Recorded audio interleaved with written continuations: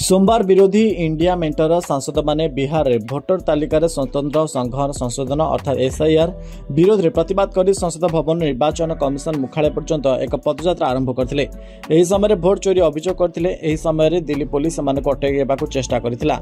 सांसद माने हंगामा करथिले, जहां पर पुलिस राहुल गांधी, प्रियंका गांधी समेत अनेक विरोधी नेता अटक रखिथिले। इंडिया ब्लॉकर वरिष्ठ नेता कांग्रेस सभापति मल्लिकार्जुन खड़गे, एनसीपी एससीपी मुख्य शरद पवार मध्य पदयात्रा जोग देइछन्ति। मार्कर उद्देश्य निर्वाचन कमिशन को एक स्मारक पत्र प्रदान करबा थिला, किंतु पुलिस पदयात्रा को मझी रास्ता रे अटकाई देइथिला। या पर सांसद एवं सुरक्षा बाहिनी मध्य उष्म चुक्तितर्क होइथिला। नुआदिल्ली डीसीपी देवेश कुमार महाला कहथिले जे निर्वाचन कमिशन एक चिठी देइथिले जे 30 जन सांसद भेटी पारिबे, किंतु 200 अधिक सांसद संसद रु शोभायात्रा करि आस्थिले।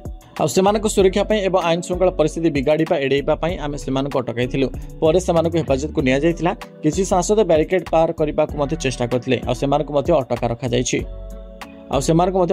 जाइछि। ब्यूरो रिपोर्ट निशर्त न्यूज।